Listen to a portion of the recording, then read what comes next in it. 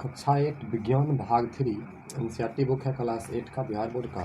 और टोटल जो है इसमें 19 चैप्टर है, जिसमें आज इसका फर्स्ट चैप्टर दहन और ज्वाला, चीज़ों का जलना, इसको समझेंगे। बहुत अच्छा से आपको समझाया जाएगा ताकि आप किसी को भी आसानी से समझा सको और सारा प्रश्न उत्तर भी आप आसानी से साफ जवाब दे दीजिए। देखिए, आपने अक्सर देखा होगा कि कुछ पदार्थ तो अत्यधिक ज्वलनशील होते हैं, कुछ प्रयास करने पर जलाए जा सकते हैं, पर कुछ पदार्थों को जलाना संभव नहीं होता है। जैसे कि पेट्रोल या गैस, हल्का सा आग लगाइए तुरंत लग जाता है। कुछ में आग लगाने पर लगता है, जैसे कि लकड़ी या यही प्लास्टिक जो स्टैंड है, इसमें आग लगाएंगे तो क्या होगा, थोड़ी देर बाद लगेगी। कुछ तो जलाना ही असंभव है। अब जैसे कि लोहा को ले लीजिए, उसको जलाइएगा, प्रयास करने पर भी उसमें आग नहीं लगेगी।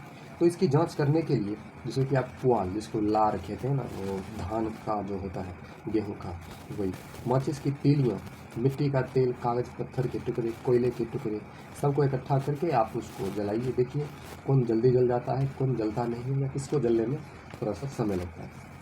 तो चलिए हम इसमें आपको इम्पोर्टेंट चीज़ें जो है आपको सिखाते हैं।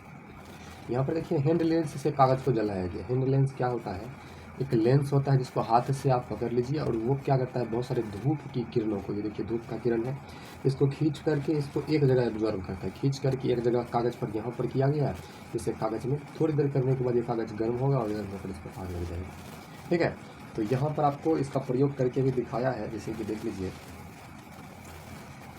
हैंड लेंस को वैसे ही कुछ देर तक पकड़े रहिए। ऐसा करने पर क्या होगा, तो क्या होता है कि आग लग जाता है दोस्तों। किसी चीज़ को जलाने के लिए हमें उष्मा या गर्मी की ज़रूरत होती है। पहले गर्म होता है तभी तो जलेगा। जब हम किसी चीज़ को गर्म करते हैं तो उसका तापमान बढ़ जाता है, और जब तापमान किसी निश्चित मान पर पहुंच जाता है तो वह जलने लगता है। अब कोई वस्तु को हम जलाएंगे, ये कागज़ में ही आग लगाएंगे, तुरंत नहीं लगेगा, थोड़ा देर ये गर्म होगा, उसके बाद लगेगा, कुछ सेकेंड के बाद लगेगा। ठीक है, तो कुछ ताप पर पहुँच जलने लगेगा। तो वह न्यूनतम तापमान जिस पर पहुंचने के बाद कोई पदार्थ जलना शुरू कर देता है, उस पदार्थ का ज्वलन ताप कहलाता है।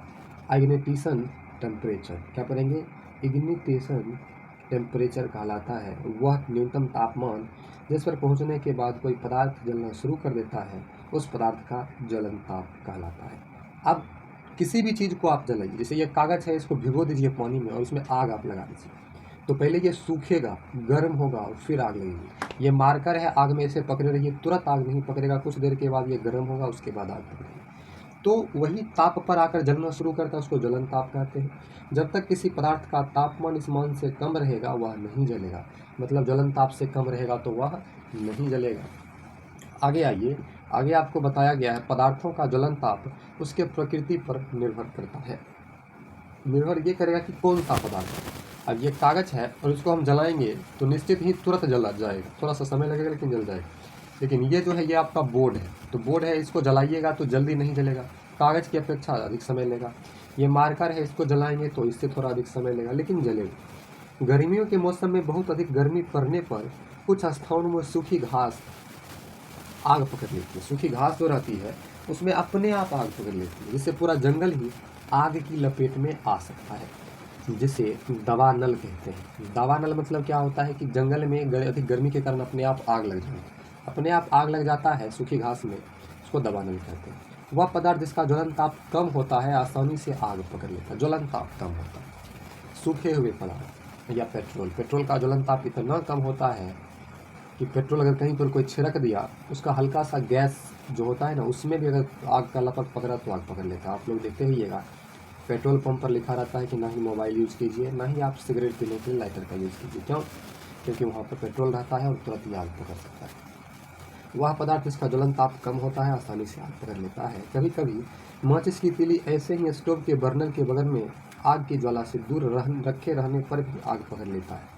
अब जैसे कि यहाँ पर आग जल रहा है और माचिस की तीली इससे अलग हटाकर, आग से अलग है, फिर भी आग पकड़ लेता है। इसका कारण यह है कि ये गर्म होकर ज्वलन ताप पर पहुँच जाता है, जिससे इसमें आग पकड़ लेती है। किसी भी पदार्थ का ज्वलन ताप उस पदार्थ की रासायनिक प्रकृति पर निर्भर करता है। जैसे पेट्रोल का ज्वलन ताप केरोसिन के ज्वलन ताप से कम होता है। जिस पदार्थ का ज्वलन ताप जितना कम होगा उसमें उतना जल्दी आग पकड़ेगा। ठीक है, देखिए, सफ़ेद फास्फोरस नामक पदार्थ का ज्वलन ताप इतना कम होता है कि वह कमरे के तापमान पर ही जल उठता है। जैसे हमारे घर में जितनी गर्मी होती है, सफ़ेद फास्फोरस उस गर्मी में ही आग पकड़ लेता है। तो सोचिए उसका ज्वलन ताप कितना कम होता है। इसीलिए उसे हाथ से नहीं छूते और पानी के अंदर रखना पड़ता है। इसी कौन सी पदार्थ है जिसे जो कमरे के ताप पर जलना प्रारंभ कर देता है, तो सफ़ेद फास्फोरस, और उसको रखा जाता है पानी के अंदर। नहीं तो अगर आग पकड़ लेगा तुरंत बाहर रखा जाएगा। और माचिस का जो डिब्बी होती है उस पर लाल प्रकार का लगा रहता है, जिसको हम ऐसे मारते हैं तब माचिस जलता है, वो होता है लाल फास्फोरस। अब चलिए आगे बढ़ते हैं। देखिए, दहन के लिए हवा का होना आवश्यक है। बिना हवा का आग नहीं जल सकता। जैसे ये मोमबत्ती है, जला करके आप प्रयोग कर सकते हैं। मोमबत्ती जला दीजिए और शीशे की गिलास से उसको ढक दीजिए। शीशा का गिलास क्या होगा, बाहर से दिखेगा, और ढकने के बाद उसमें ऑक्सीजन हवा नहीं जाना चाहिए। थोड़ी देर बाद मोमबत्ती बुझ जाती है। इसका मतलब ये हुआ कि बिना ऑक्सीजन के, बिना हवा के कोई भी पदार्थ जल नहीं सकता। मोमबत्ती के जलने में हवा में उपस्थित ऑक्सीजन गैस सहायक होती है। कोई भी पदार्थ तभी जलेगा जब उसके पास ऑक्सीजन गैस मौजूद होगा। ठीक है, जैसे कि आप लोग देखते हुइएगा, चाय का दुकान जो होता है उसके पीछे पंखा चला दिया जाता है, बाहर से हवा लाकर उसके अंदर देता है। या हम लोग क्या करते हैं, जब ठंडी के समय घूरा जोड़ते हैं ना, जलाते हैं, आग जलाते हैं, उसमें पंखा से हटते हैं या किसी चीज़ से, ताकि आग पकड़े। लकड़ी वाले चूल्हे में कुछ खाली स्थान छोड़ दिया जाता है।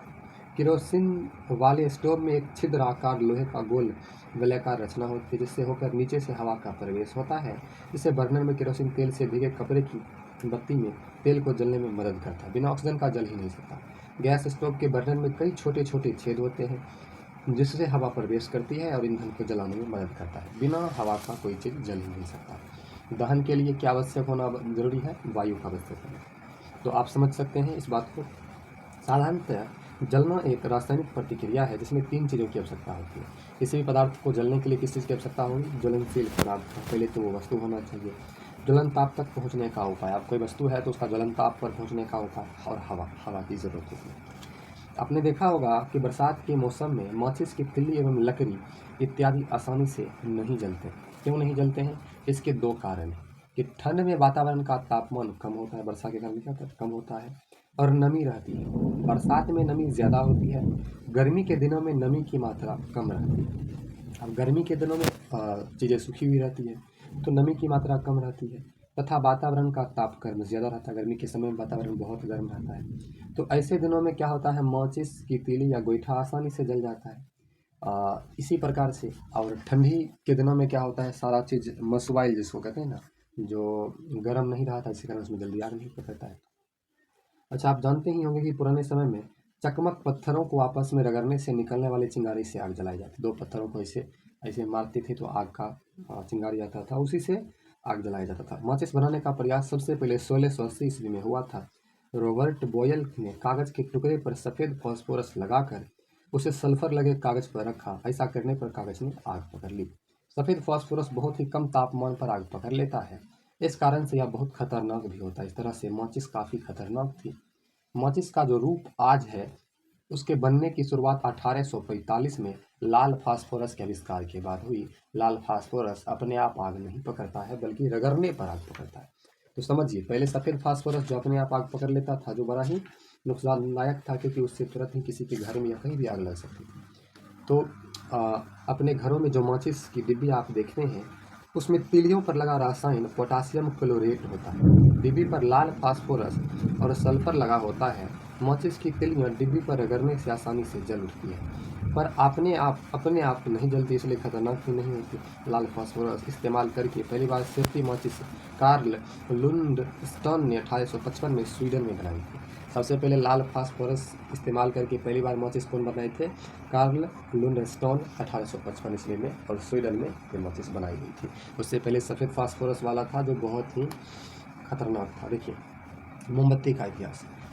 माइकल फेराडे एक महान वैज्ञानिक थे, जिन्होंने विद्युत के क्षेत्र में काफ़ी काम किया। अब काफ़ी काम किया, जैसे कि 1860 में उन्होंने लोगों को मोमबत्ती का इतिहास बताया, जिसका सारांश मतलब संक्षिप्तता, छोटी लिखी में। मोम एक ईंधन है, यानी ऊर्जा का एक रूप है, या एक हाइड्रोकार्बन है जो हाइड्रोजन और कार्बन से मिलकर बनी होती है। यह मधुमक्खी के छत्ते से भी निकाली जाती है। मोम जो है मधुमक्खी के छत्ते से भी निकाली जाती है। अब समझिए, हाइड्रोजन सुनहली ज्वाला के साथ जलकर जलवाष्प बनाता है। सुनहली सोने की कलर का आग जलता है और जलवाष्प बनाता है, या कार्बन को भी जलाता है। कार्बन का कुछ भाग बच भी जाता है जो कि ज्वाला के बाहरी भाग में जलता है या काफ़ी मात्रा में ऊर्जा देता है। इस तरह मोमबत्ती प्रकाश और ऊष्मा देती है। अब मोमबत्ती प्रकाश और ऊष्मा दोनों देती है। उसने यह प्रमाणित भी किया और आप भी कर सकते हैं। ये आपका दिया हुआ है क्रियाकलाप, जो आप क्रियाकलाप करके पता कर सकते हैं कि क्या कैसे होता है। ठीक है, आगे बढ़ते हैं। हम आपको इम्पोर्टेंट पॉइंट बता रहे हैं जो बुक में दिया गया। बहुत सारे क्रियाकलाप है जिससे कोई फ़र्क नहीं पड़ता है, उसको पढ़े जाना पड़े। जो इम्पोर्टेंट है वो किसी पदार्थ को जलाया जाता है तो ऊष्मा निकलती है। तो जाहिर सी बात है, किसी पदार्थ को जलाएंगे ऊष्मा उत्पन्न होगी। आपका जिस मोबाइल से आप इस वीडियो को देख रहे हैं तो कहीं ना कहीं ये भी बैटरी से ऊर्जा को ख़त्म कर रहा है, तो कुछ देर बाद ये क्या होगा, गर्म हो जाएगा, तो वही तो ऊष्मा उत्पन्न हुआ। जब किसी ईंधन को जलाते हैं तो कार्बन डाइऑक्साइड और जलवाष्प बनता है। यह एक रासायनिक प्रक्रिया है जिसमें एक नए पदार्थ का निर्माण होता है। यह नया पदार्थ काफ़ी अस्थायी होता है, जिस प्रक्रिया में काफ़ी मात्रा में ऊर्जा निकलती है, और काफ़ी मात्रा में ऊर्जा निकलती है, इसका ऊष्मीय मान बहुत अधिक है। अच्छा, अगली बात है आग पर नियंत्रण कैसे करें। साधारणतः वह आग पर जल डालती है। कौन? जो फायर ब्रिगेड को बुलाते हैं ना, फायर ब्रिगेड स्टेशन से जब बुलाया जाता है तो आग पर जल डालता है और जल ज्वलनशील पदार्थ को ठंडा करता है। जो भी पदार्थ है जिस आग लगा हुआ है, इसमें पानी डालेंगे तो जो भी चीज़ें हैं घर में वो ठंडी हो जाएगी। इस प्रक्रिया में जो जलवाष्प बनती है वह बाहरी वायु की आपूर्ति बंद कर देती है।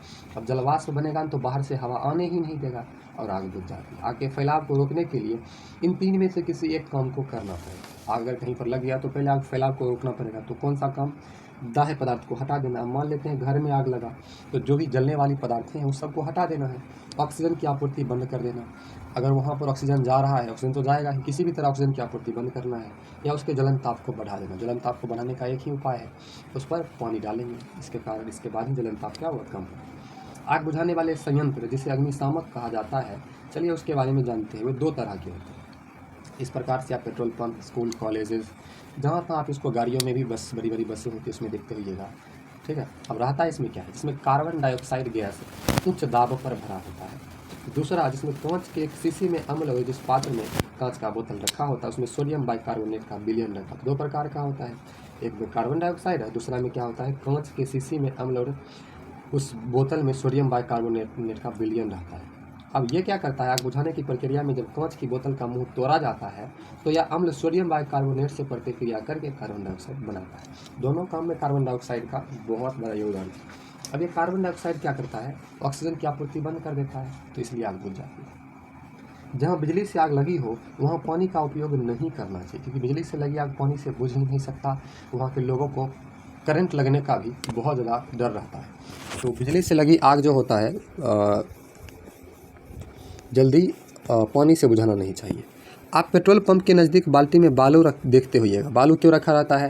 क्योंकि वो जो बालू होता है, वो बालू जब आग लग जाए पेट्रोल पर तो बालू देंगे, पानी देंगे तो पानी क्या होता है, पेट्रोल हल्का होता है पानी की अपेक्षा, जिसके कारण आग जो होगा बुझेगा ही नहीं। जब भी पानी मारेंगे पेट्रोल ऊपर आ जाएगा, आग तो जलते रहेगा। इसीलिए पेट्रोल पंप पर बालू रखा जाता है ताकि क्या हो, आग बुझाया जा सके। पटना में अग्निशामक सेवा का टेलीफोन नंबर है, उसका पटना का नंबर 101 है, या इस नंबर पर डायल करने के बाद वो आ जाएगा। वैसे तो सरकारी चीज़ें आपको पता है, फ़ोन करते रहिए और वो कभी आता ही नहीं है, और आता भी है तो बहुत लेट आता है। देखिए, हम त्योहारों पर जो पटाखे जलाते हैं यह भी अग्निकांड का प्रमुख कारण हो सकता है। अग्निकांड क्या है? आग लग जाना।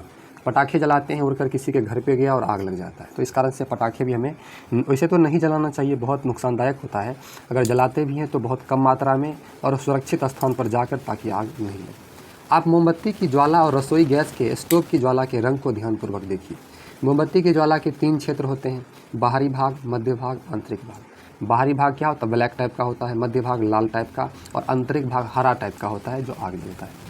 चलिए, बाहरी भाग नीला और अदीप्त होता है, देखिए अभी बताए थे, और यह पूर्ण दहन होता है क्योंकि यहाँ ऑक्सीजन ज़्यादा उपलब्ध होता है, और यह सबसे गर्म होता है बाहरी भाग। ठीक है, अब देखिए, मध्य भाग पीला, चमकीला तथा दीप्त क्षेत्र होता है। यहाँ कुछ कार्बन के कण भी मौजूद होते हैं। ये गर्म होकर वाष्पित हो जाते हैं और चमकने लगते हैं, और यहाँ पर भी पूर्ण दहन नहीं होता है क्योंकि ऑक्सीजन यहाँ भी कम मिल जाता है। उसके बाद है आंतरिक भाग। देखिए, आंतरिक भाग, यह आंतरिक क्षेत्र बत्ती के एकदम नज़दीक होता है। यह काला रंग का होता है क्योंकि कार्बन के कुछ कण बच जाते हैं। यह सबसे कम गर्म क्षेत्र है। चलिए, विशेषकर जीवाश्म ईंधन के जलने से नाइट्रोजन और सल्फर इत्यादि के विभिन्न ऑक्साइड बनते हैं जो बादलों के साथ अम्ल वर्षा करते हैं। जहाँ तक संभव हो धुआं रहित चूल्हे आदर्श ईंधन की विशेषता रखने वाले पदार्थों का ही उपयोग में लाना चाहिए। अब देखिए अम्ल वर्षा क्या है, इसमें आया था, हम आपको समझा देते हैं विस्तार से नहीं। अम्ल वर्षा धुआं वाला चीज़ का जब हम उपयोग करते हैं, धुआं से कोई भी चीज़ धुआं होता है जब, तो आसमान में जाता है, बादल में मिल जाता है, जिसके कारण क्या होते हैं, वो वर्षा अम्ल के रूप में होता है जो बहुत घातक होता है, शरीर पर पड़ने से नुकसान कर देता है। ठीक है। दहन एक रासायनिक अभिक्रिया है, यानी ज्वलनशील पदार्थ और ऑक्सीजन के बीच का अभिक्रिया। खाना बनाने से लेकर ट्रांसपोर्ट तक हमें ईंधन की आवश्यकता होती है। दहन के लिए दाह्य पदार्थ ऑक्सीजन की उपलब्धता और उसे उसके ज्वलन ताप तक पहुँचने की आवश्यकता है। वह क्षेत्र जहाँ पदार्थ का पूर्ण दहन होता है ज्वाला का बाहरी क्षेत्र कहलाता है। ऐसे पदार्थ जो लौ पर गर्म करने पर जल जाते हैं ज्वलनशील पदार्थ कहलाते हैं। जो पदार्थ लौ पर गर्म करने पर नहीं जलते और ज्वलनशील पदार्थ कहलाते हैं। वह तापमान जिस पर पहुंचने के बाद कोई पदार्थ जलना शुरू कर देता है उस पदार्थ का ज्वलन ताप कहलाता है। ऑक्सीजन की उपस्थिति में ज्वलनशील पदार्थों के जलने पर ऊष्मा और प्रकाश उत्पन्न होने की प्रक्रिया को दहन कहते हैं। तो हमने आपको पूरा चैप्टर समझाया, बच गया इसका प्रश्न उत्तर जो अगले वीडियो में आएगा। इसमें ये जो विज्ञान है इसी प्रकार से चैप्टर रहेगा और पार्ट 2 नाम से अगला वीडियो आएगा। प्ले लिस्ट में आप देख लीजिएगा। ठीक है, थैंक यू, मिलते हैं अगले वीडियो में।